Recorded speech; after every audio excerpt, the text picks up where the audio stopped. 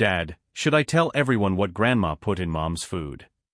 My 6-year-old son Ethan tugged at the sleeve of my black suit as I stood motionless before my wife's white coffin, her innocent words cutting through the heavy silence of the funeral like a sharp blade. Beside me, my mother, Patricia, had just finished his venomous speech to the entire congregation gathered at the Denver Memorial Chapel, her words still echoing off the walls like a cruel sermon.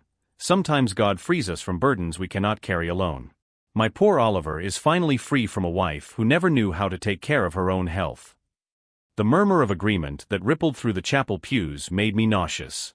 People who had known Jessica for years, who had dined at our table, who had held our son in their arms, were now nodding in approval at my mother's monstrous insinuations.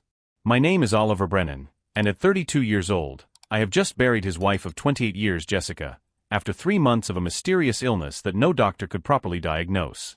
For weeks, Jessica had suffered from bouts of intense nausea, unexplained vomiting, and a progressive weakness that left her bedridden for days. The doctors at Presbyterian Hospital suggested everything from ulcers to irritable bowel syndrome, but no treatment worked.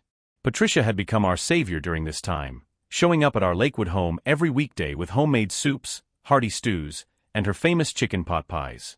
Jessica needs proper nutrition to recover, she would declare, taking complete control of our kitchen as if it were his personal property. A good mother-in-law knows when to step in, she would say as she prepared elaborate trays for Jessica, always insisting that I personally bring the food to her room. You work too hard at your financial consulting job, Oliver. Let me take care of my daughter-in-law as she deserves. But Jessica never got better. In fact, she visibly deteriorated after every meal my mother prepared. On weekends, when Patricia visited her sister in Colorado Springs, Jessica seemed to regain some energy, even managing to play with Ethan in the backyard. During the week, however, she withered like a flower deprived of water and sunlight. The congregation began to disperse around the arrangements of white lilies, her low voice carrying fragments of conversations I didn't want to hear. She was always too fragile for Oliver deserved someone stronger. That family was never stable.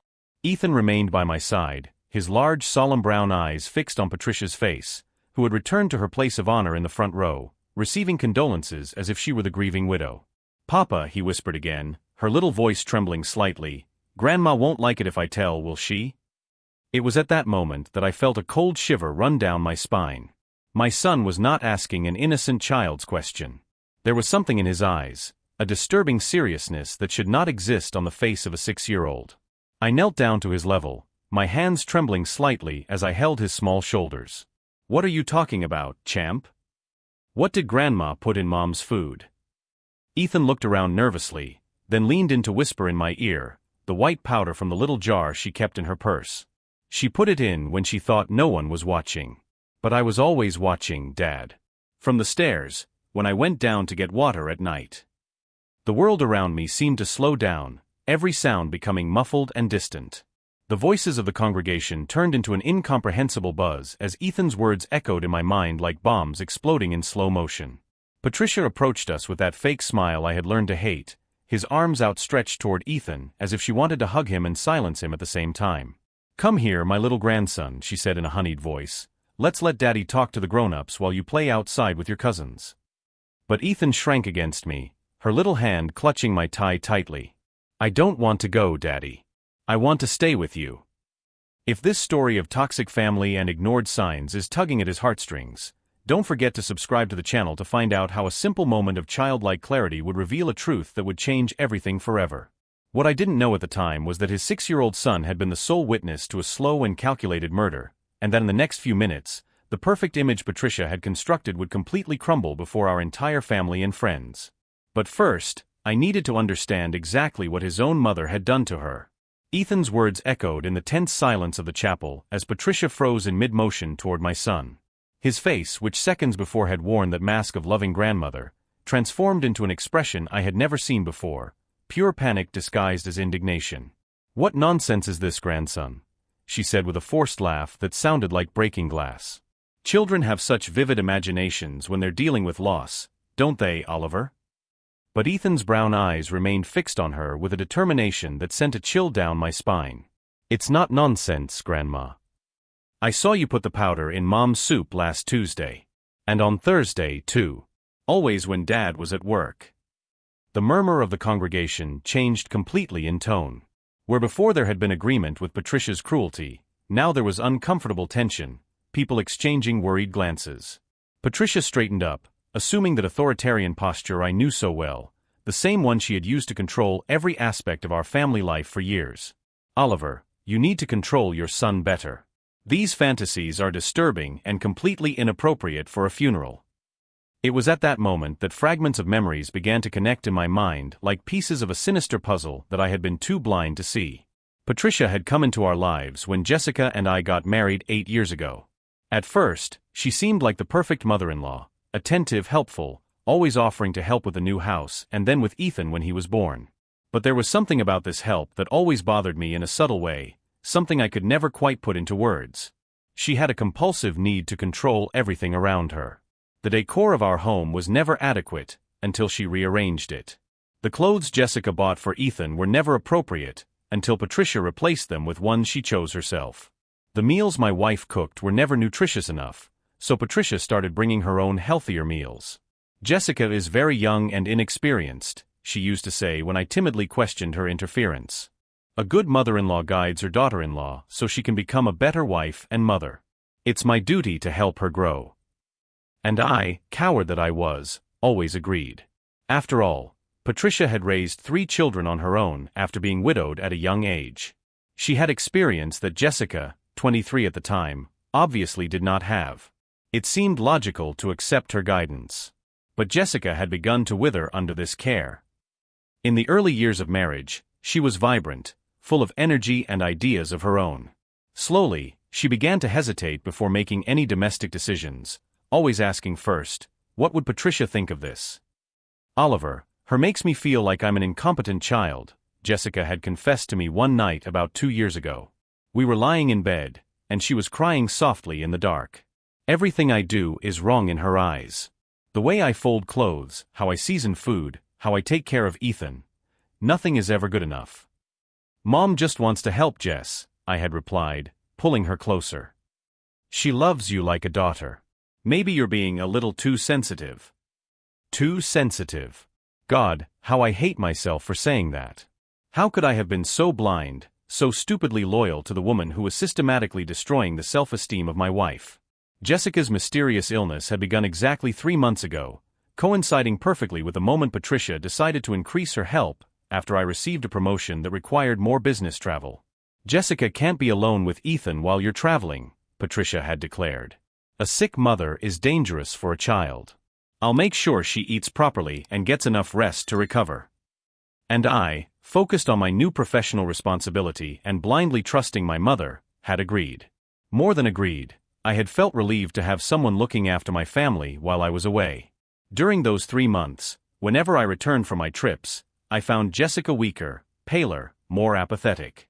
The doctors say it's stress, she would murmur when I asked about his symptoms. Patricia says it's because he doesn't eat right or get enough sleep. Patricia. Always Patricia with a plausible explanation, always Patricia with a solution that involved more control over Jessica's life. Mom made you some special soup, I would say, taking the tray to Jessica's room. She says it will help with the nausea. Jessica obediently accepted, as she had learned to do with everything that came from Patricia. And with every spoonful of that nutritious soup, she was actually ingesting her own destruction. Daddy, Ethan whispered, tugging at my sleeve again. Can I tell you more? About the times Mom was really sleepy after eating Grandma's food? And how she was confused and couldn't help me with my homework. My heart was beating so hard I could hear it in my ears. Each word from my son was like a terrible revelation, connecting dots that formed a monstrous picture of premeditation and calculated cruelty. Patricia approached again, but now with a thinly veiled urgency. Oliver, you need to stop this immediately. The boy is clearly traumatized and making up disturbing stories. We need to take him home and get him proper psychological help. I'm not making it up. Ethan shouted for the first time, her little voice echoing through the silent chapel.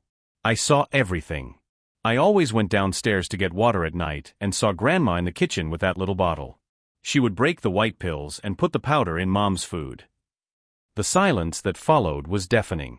Every person in the chapel was now completely focused on our family, witnessing a revelation that turned a funeral into a murder confession. Dr. Hammond, The family doctor who had treated Jessica during her illness, was sitting in the fifth row. His face had lost all color as he processed the implications of Ethan's words. "Oliver," he said, rising slowly, "perhaps we should talk in private." Patricia immediately turned to him with that controlling authority I knew so well. "Dr. Hammond, surely you understand that traumatized children often—" "Actually," Dr. Hammond interrupted her, "I'm recalling some inconsistencies in Jessica's case that bothered me at the time. Symptoms that didn't quite fit with any of the diagnoses we considered." It was at that moment that I felt the first real glimpse of what might have happened. The woman I had respected and obeyed for 8 years, who had allowed her to control and belittle my wife, who I had entrusted with the health and safety of my family, could have been a murderer operating under the guise of a loving caregiver. "Ethan," I said, kneeling down again to be at his eye level, "can you tell me exactly what you saw? Every detail you can remember." Patricia tried to intervene once more, but this time my sister Karen, who had remained silent until then, blocked his path. "Let the boy speak, Mom," Karen said with a firmness I had never heard her use with Patricia. "If there's anything we need to know about Jessica's death, we need to hear it." Ethan took a deep breath and began to speak with the frightening precision of a child who had paid careful attention to details that the adults around him had ignored. "Grandma always arrived when Dad left for work. She brought that big black bag and went straight to the kitchen. I would sneak downstairs to get water or cookies and see her messing with Mom's food. She had a small white bottle that she took out of her bag, and she would crush the pills with a spoon. Then she would mix the powder into the soup or yogurt she made especially for Mom. Grandma said this was normal because Mom was sick and needed more rest. But I noticed that Mom only felt this way after eating the food Grandma prepared. On days when Grandma didn't come, Mom was more awake and played with his dog in the yard." Every word was a stab in my conscience. My 6-year-old son had been more observant than I, more protective than I, braver than I. He had witnessed a slow and systematic murder while I was too busy with work and too trusting of his own mother to see what was happening right under his nose. "There's more, Dad," Ethan continued, her voice growing firmer with each revelation. "The last time, 2 days before Mom died, I heard Grandma on the phone in the kitchen. She was speaking softly, but I was sitting on the stairs and could hear her. She said to someone, 'A few more days and the problem will be solved. Oliver will finally realize that Jessica wasn't right for him, and we can start over with someone better.'" The world around me began to spin. Patricia had systematically poisoned my wife not just out of sadism or control, but as part of an elaborate plan to remove her completely from our lives. And as I processed the magnitude of the betrayal and horror, one crystal-clear certainty emerged from the confusion. My mother had murdered the woman I loved, and now she would pay for every drop of poison she had forced Jessica to swallow. The real question was no longer whether Patricia was guilty. The question was what exactly I would do with this devastating information. Dr. Hammond approached us with determined steps, completely ignoring Patricia's attempts to intercept him. "Oliver, I need to talk to you immediately about Jessica's final symptoms. There were things that didn't make sense at the time, but now nothing."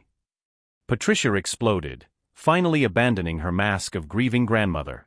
"This boy is clearly traumatized and inventing disturbing fantasies. Any sensible person can see that." But Dr. Hammond was not intimidated. His eyes were fixed on Ethan with a professional intensity that I recognized immediately. "Son, can you tell me about the pills you saw his grandmother taking? Can you describe what they looked like?" Ethan nodded solemnly. "They were white and small, about the size of his pinky fingernail. Grandma would break them up with a spoon and mix the powder into her food. Sometimes she used 2 pills, sometimes 3. Last week, she used 4 at once." I felt my stomach churn. His son was describing a meticulous escalation, not random accidents. Patricia had deliberately increased the doses, turning slow poisoning into a scheduled execution. "My God," whispered my sister Karen, who had approached during the conversation. "Mom, this can't be true. Tell us this isn't true." Patricia turned to Karen with a fury he had never shown publicly. "How dare you question her, the mother, based on the fantasies of a traumatized child? I raised you 3 alone after losing his father. I sacrificed my entire life for the family." "Answering my question," Dr. Hammond said coldly, not denying the accusations. It was at that moment that something inside me finally broke. Not my heart, that had already shattered when I found Jessica dead in our bed. What broke was the invisible chain of filial obedience that had kept me bound to Patricia's manipulations throughout my adult life. "Ethan," I said, kneeling down again to be at his eye level, "is there anything else you saw or heard that you should tell me?" My son took a deep breath, as if preparing to reveal the heaviest secret a child could carry. "The night before Mom died, I woke up because I heard loud voices downstairs. I went down very slowly and saw Grandma in the kitchen with a man I didn't know." Patricia visibly paled. "Ethan, you're confusing."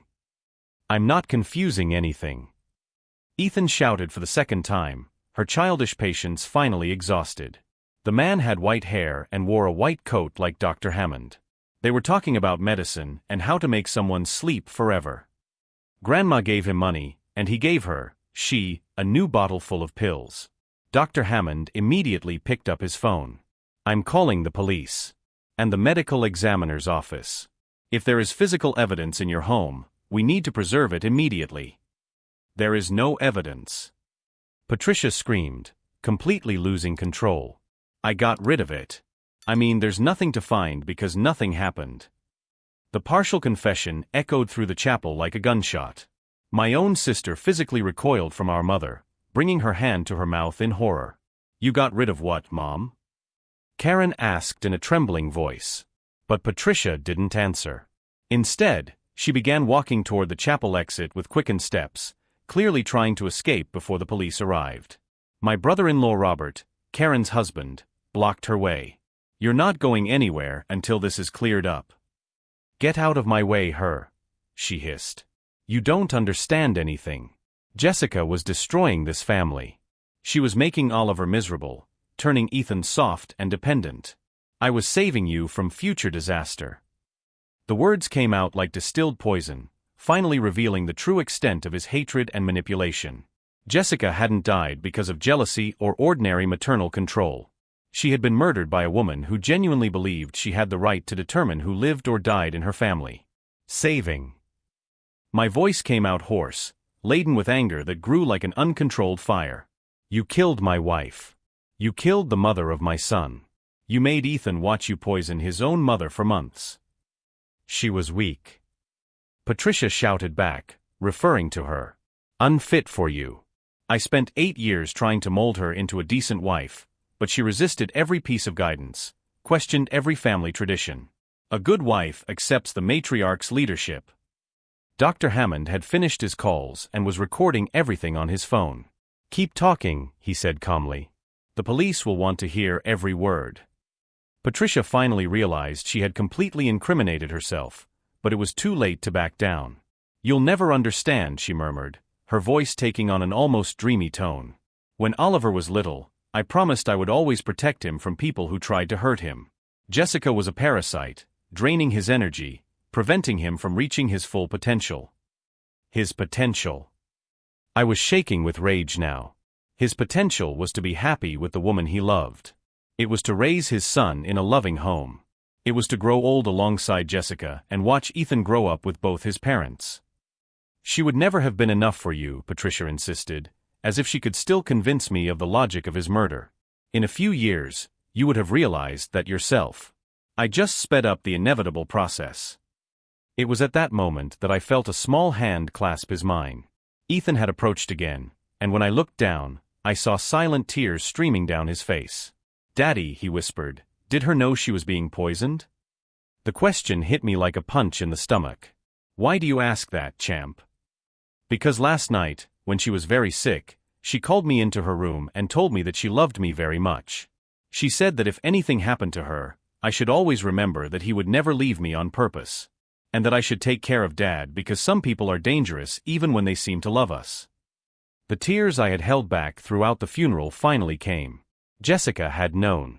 Somehow, in her final moments, she had realized that he was being murdered and had used her last energy to prepare our son for the truth. Sirens began to wail outside the chapel.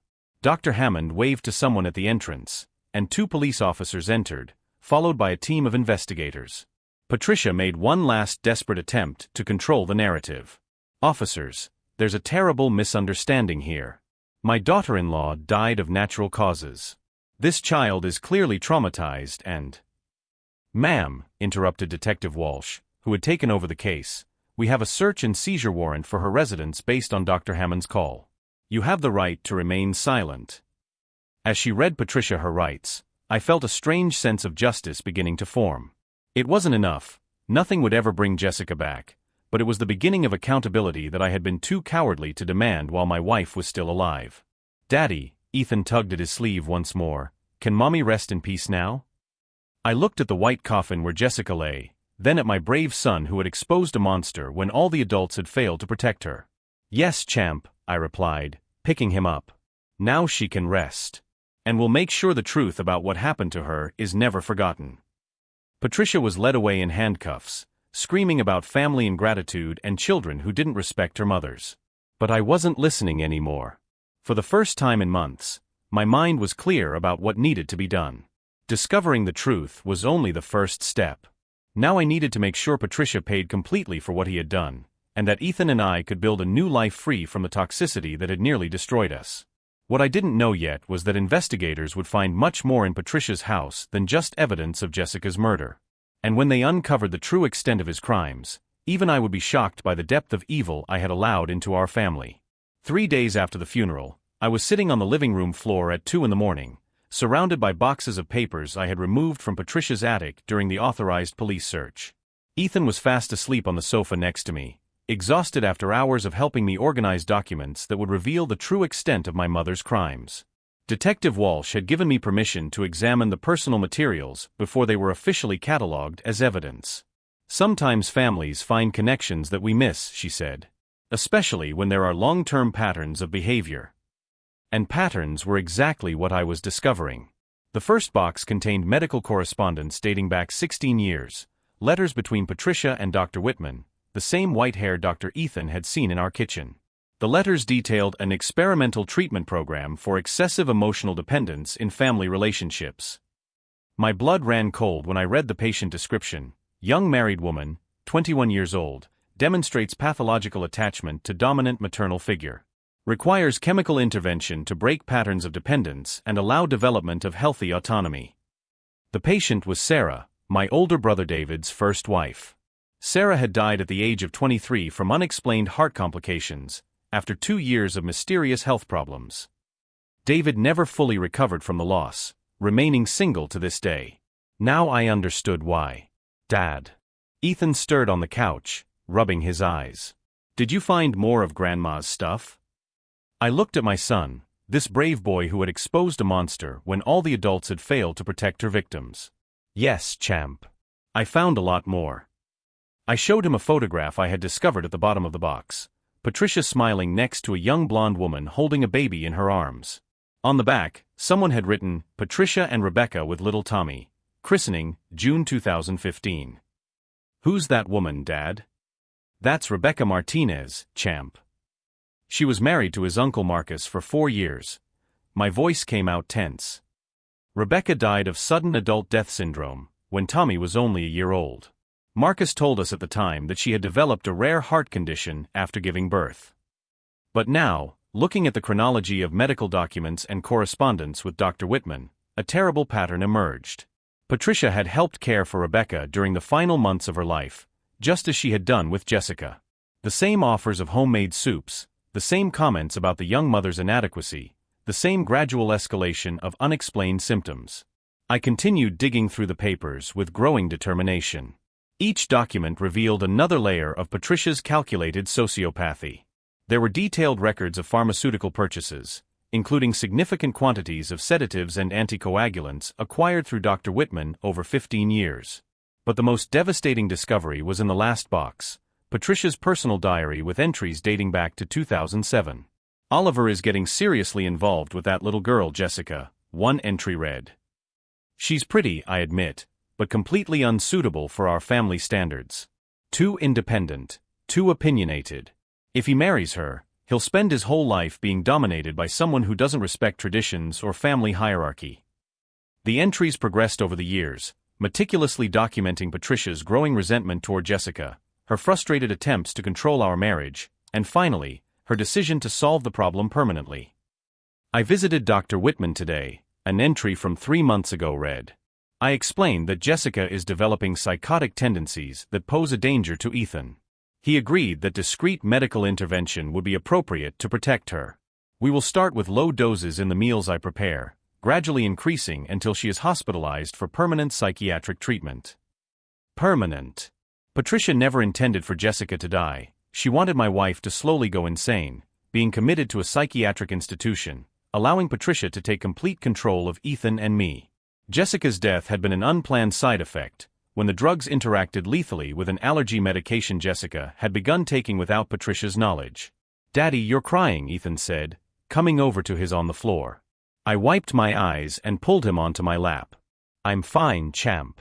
I'm just so proud of him for being brave enough to tell the truth.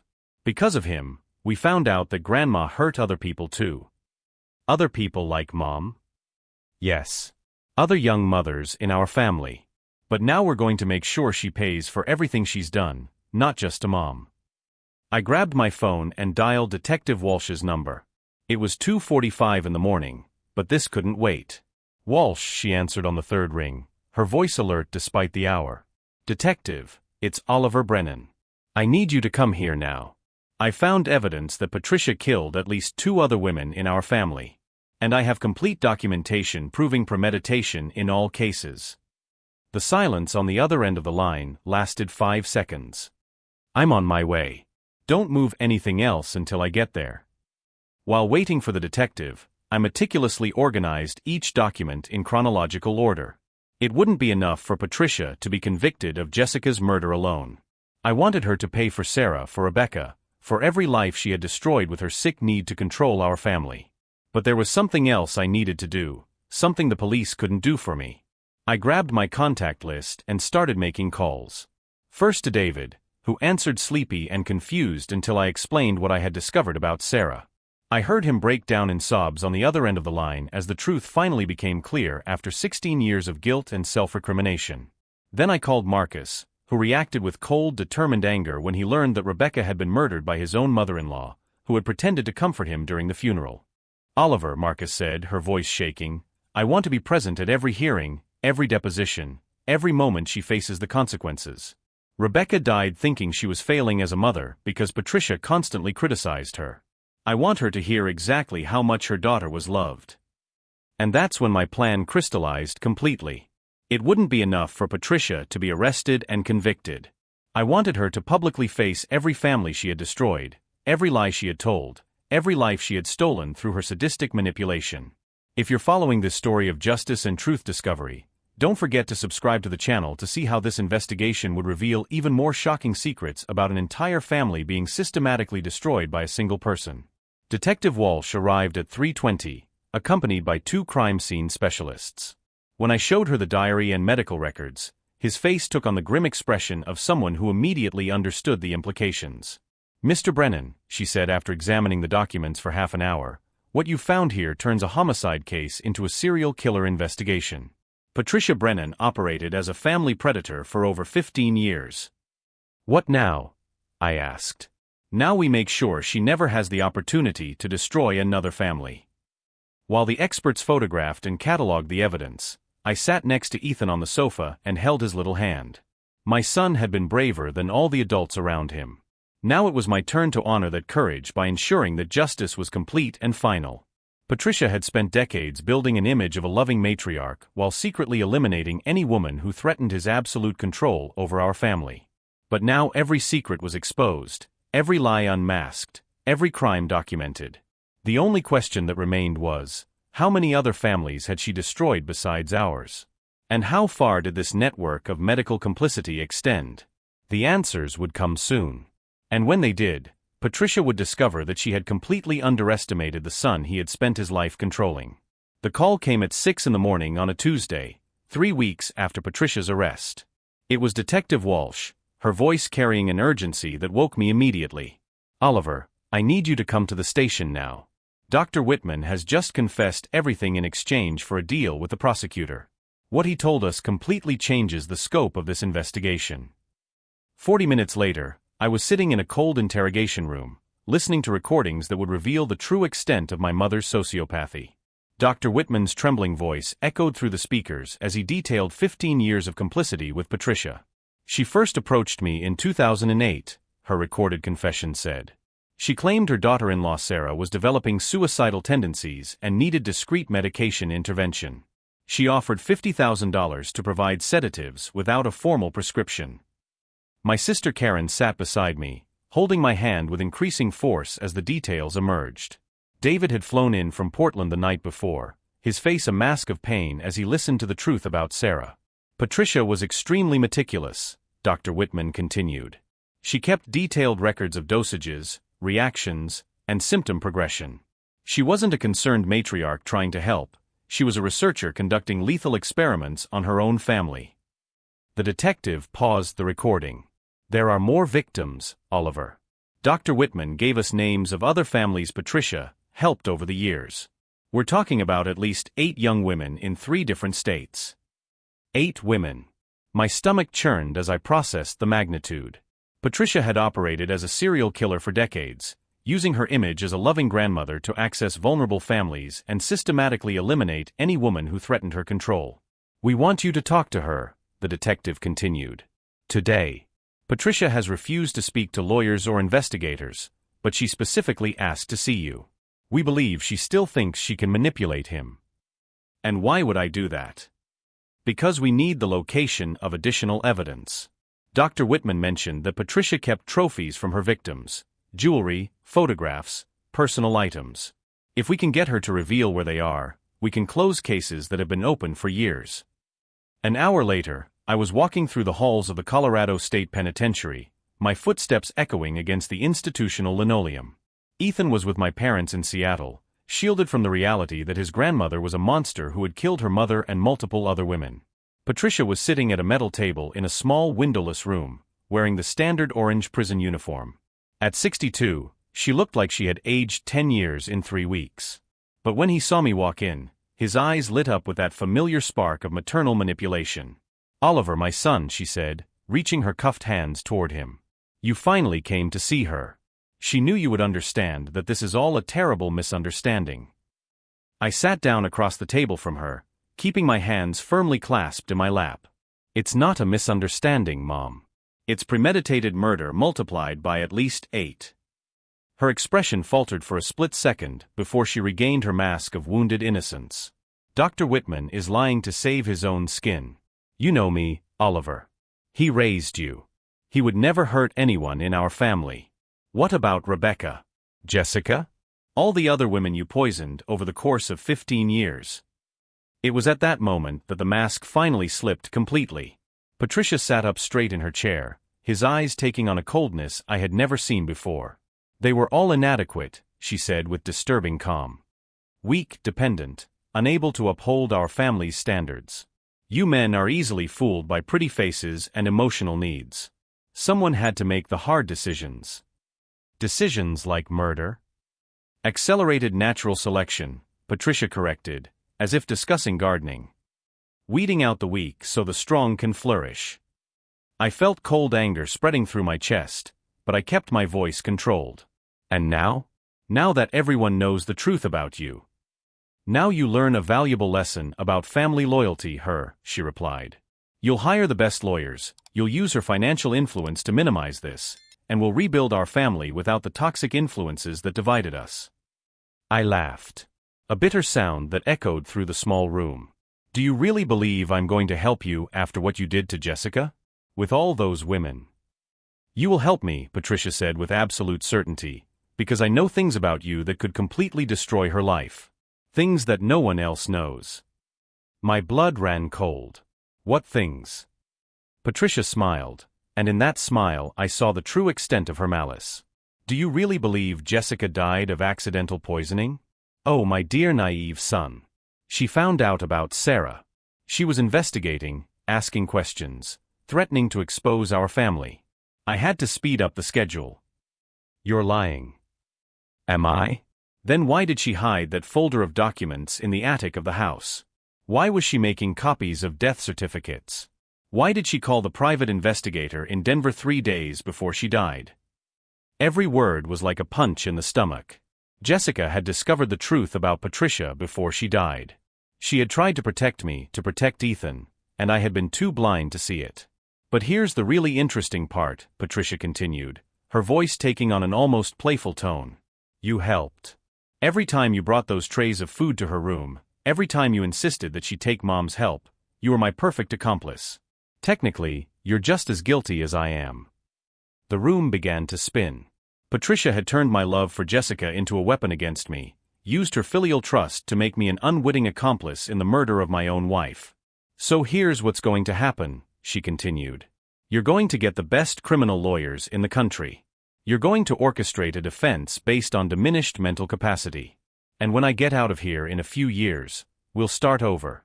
You, me, and Ethan, a real family, finally free from the outside influences that weakened us.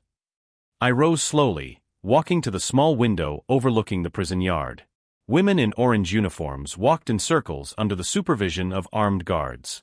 You know what's funny, Mom? I said without turning around. All these years, I thought my weakness was not being able to stand up to him. Now I realize that my real weakness was not realizing who you really were. Oliver. No, I turned to face her. It's over. There will be no expensive lawyers. There will be no elaborate defense. You will rot in this prison for the next 50 years, and I will make sure that Ethan grows up knowing exactly what kind of monster his grandmother was. Patricia stood up abruptly, her handcuffs clinking against the table. You can't do this to me. I'm his mother. I raised you. You raised a puppet, I replied. But puppets can learn to cut their own strings. I knocked on the door, signaling to the guard that the visit was over.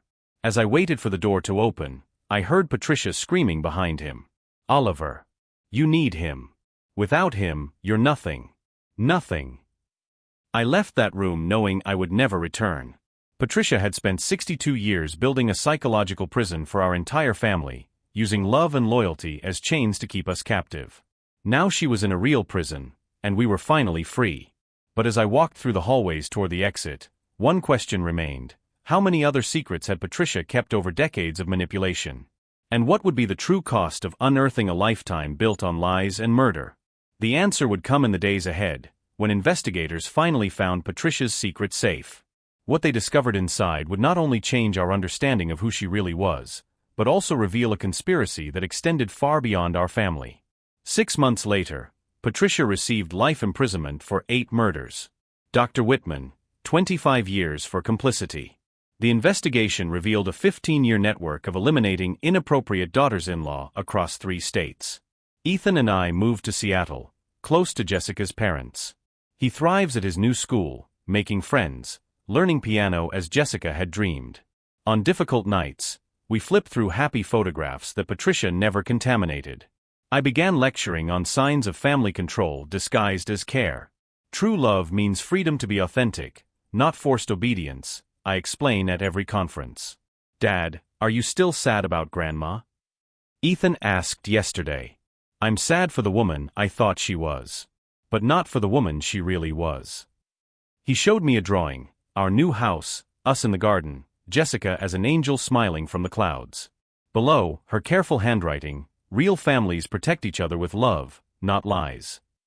If this journey of discovering the truth has touched his life, subscribe to the channel for more stories of families who found the strength to face devastating secrets. My son understood in months what took me decades. Questioning toxic authority is not disloyalty, it's survival. Patricia stole Jessica, but not our ability to love and build a life based on truth. That was our most complete revenge.